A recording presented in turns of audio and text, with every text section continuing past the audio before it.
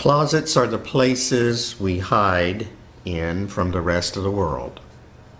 The walls of our closets are constructed from our deepest, darkest secrets, and the nails that hold those walls together is the fear of rejection. Those secrets about our identity, our real and authentic selves, secrets which we keep because we are afraid of the consequences. There are all kinds of closets.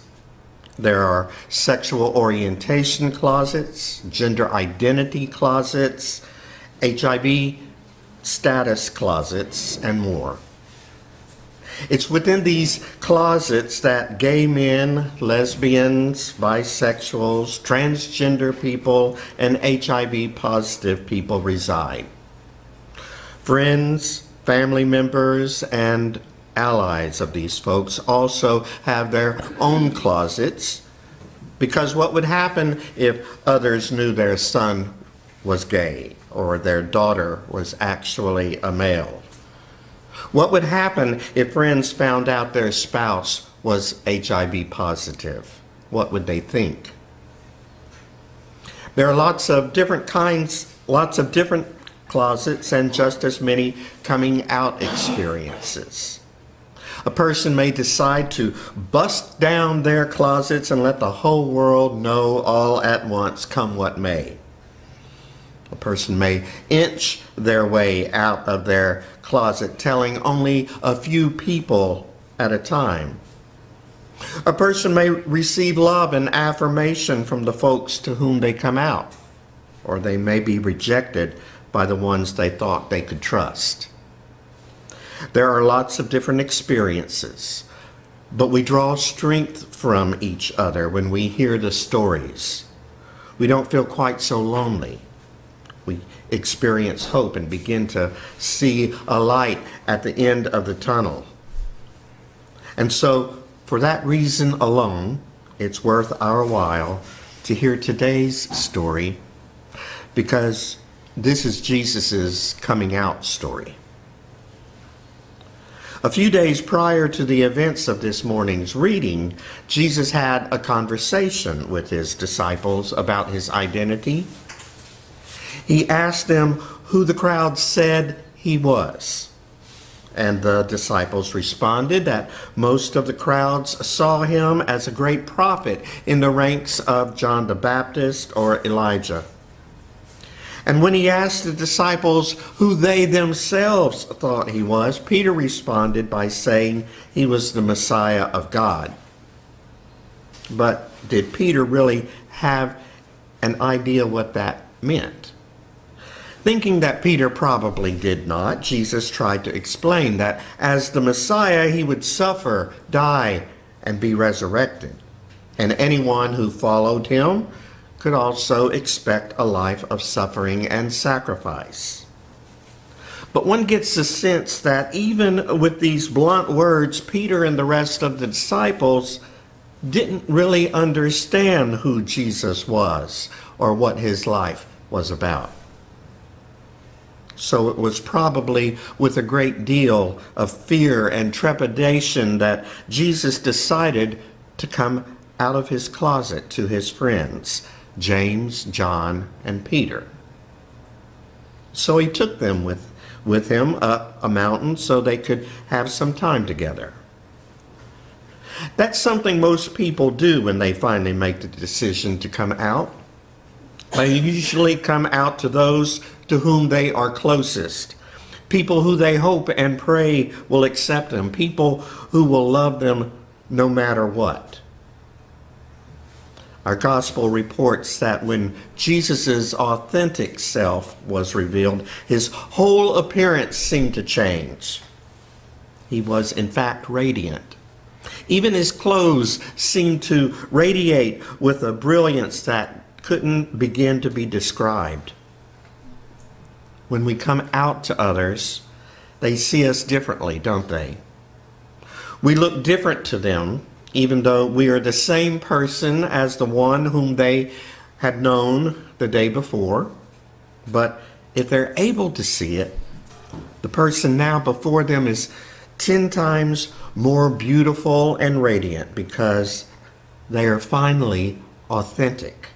No masks or disguises, no pretense. But that beauty is mixed with fear, isn't it? Our text says the disciples were engulfed in a cloud and were terrified.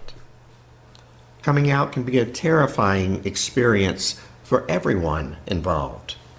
And it's like a cloud has descended upon us. There are so many questions, so much fear. I remember my brother talking about my father's fears about me once he began to come to terms with my sexual orientation. It happening in the late 80s, my father's fear was that I might die of AIDS, since that's what seemed to be happening everywhere in the news. Gay men were dying of AIDS. There's a cloud of misinformation that settles in on those to whom we come out. It takes time, sometimes a long time, before our friends and family members come to terms with reality. But before that happens, there's a sort of resistance. Our loved ones want to keep everything the same. They want things the way they once were. Like my father did, they want to protect us from the rest of the world. Peter wanted to set up tents on the mountain, freeze Jesus in that place and time, never come down from the mountain because who knows what would happen. Peter wanted to build a sanctuary for Jesus to keep him safe from the rest of the world. Peter seemed to have lots of ideas, and he couldn't stop babbling. Luke's gospel says that he talked, but he didn't know what he was saying. And that's when a voice came out of the cloud and told Peter that Jesus was God's own beloved child. And Peter needed to just be quiet and listen to what Jesus had to say. That's a message for us too. You and I are God's own beloved children. Whether we're gay, lesbian, bisexual, or pansexual, whether we're transgender, gender fluid, or non-binary, whether we're HIV positive, there's nothing that can ever keep us from being God's own beloved child. You are loved and you are lovable. Excuse me. And for those of us who want to offer advice about how others should live their lives, we need to take a cue from this morning's story. We need to be quiet and listen to the person brave enough to step out of their closet. Because if we listen, we'll hear something important. We'll hear a sacred story. A story of hurt and pain, a story of fear and tears, and a story of courage and triumph. Each of us has a sacred story to share if we are willing to be vulnerable. And it's in the sharing of that story that we experience the holy and sacred. It's in the telling of that story that we make space for God's presence. And afterwards we read that Jesus was found alone. Up until that point, he had been surrounded not only by his closest friends, but also his spiritual ancestors, strengthened and uplifted by their presence. But when it was all said and done, he was found alone. Support is a good thing. In fact, I think it's an absolutely critical and vital thing, a necessary thing if we're going to come out. But when it's all said and done, we are alone. We are the ones who have to make the decision whether or not to come out. And we are the ones who have to decide how that coming out experience will look. No one can do it for us. It's our coming out experience and ours alone. Following this experience, we read that the disciples kept silent, telling no one about what they had seen. And that's the thing about coming out of the closet. It's not a one-time thing, you see. Coming out is a lifelong process.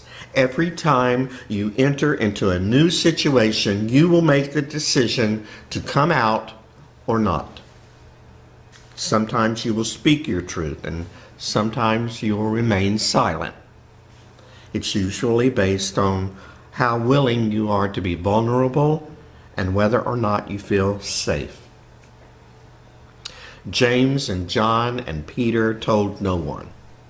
They now knew, at least at some level, who Jesus was. And they probably had a sense that if others knew, his life might be in danger. And they were right, weren't they? And there was nothing they could do to prevent the suffering and death that Jesus had foretold just a few days earlier. There's a freedom that comes with coming out of the closet. It's the freedom to live authentically, to celebrate who we are and the knowledge that we are loved unconditionally by the one who created us. But there's also suffering that often comes when we take our first tentative steps out of the closet. It's the suffering that happens when our coworkers reject us and we lose our jobs. A suffering that happens when our churches condemn us, like the United Methodist churches did this week in its rejection and abandonment of its LGBT members. It's a suffering that happens when you realize that your own country has relegated you to second-class citizenship. And for some, it's a suffering that tragically ends in death. Living authentically comes complete with its own risks. But for some of us, it's worth it. It's worth the risk. It was worth the risk for Jesus. He needed to let someone know who he really and truly was. He needed to come out of his closet. And this morning's text is Luke's account of that coming out experience. May we draw strength from it. In hearing his story, may we find the courage to step out of our closets and live wholly and authentically.